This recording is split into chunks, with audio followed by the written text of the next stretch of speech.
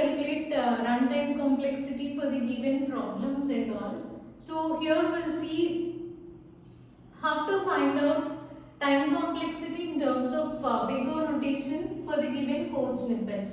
So if you consider this first for loop, check how many times this for loop will be executed. So here the condition is I less than or equal to n. That means this loop will execute n number of times. See, first let me take this condition I less than or equal to n value is 6. So for I equal to 1, so you will get hello. So this will go inside, control will go inside and hello will be displayed. Next, I value will be incremented and I equal to 2. So when I equal to 2, condition is true. 2 less than or equal to 6. So this statement hello will be displayed again. And after this I will be incremented. So I equal to 3, again you will get hello. And this condition is also true. Then I value is incremented to 4. So for I equal to 4, again this will be executed. And again I value is incremented to 5 using this increment. So I equal to 5 and display hello.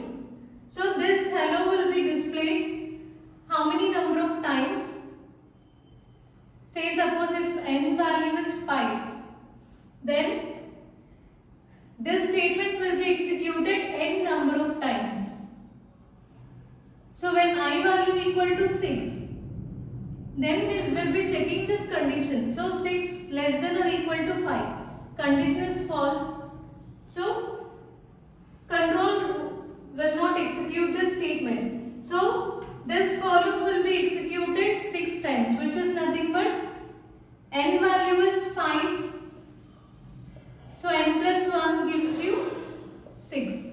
So for loop will be executed 6 times, which is nothing but n plus 1, and the statement within this for loop it will be executed n times, 5 times, which is nothing but your n value, the value which we assume.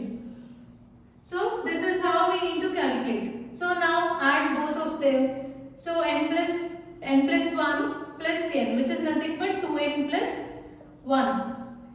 So 2n plus 1, if you take upper bound of 2n, then it can be represented as big O of n. Okay, so time complexity for this first snippet is big O of n. In the same way, this is also similar to the previous one. So if there is any initialization part, so initializations can be represented as like they will take constant amount of time, which is represented as big O of 1. 1 is nothing but this statement takes constant amount of time. Similarly, the same thing. We have for loop which runs until I less than or equal to n. When until this condition becomes false, and the statement within this will be executed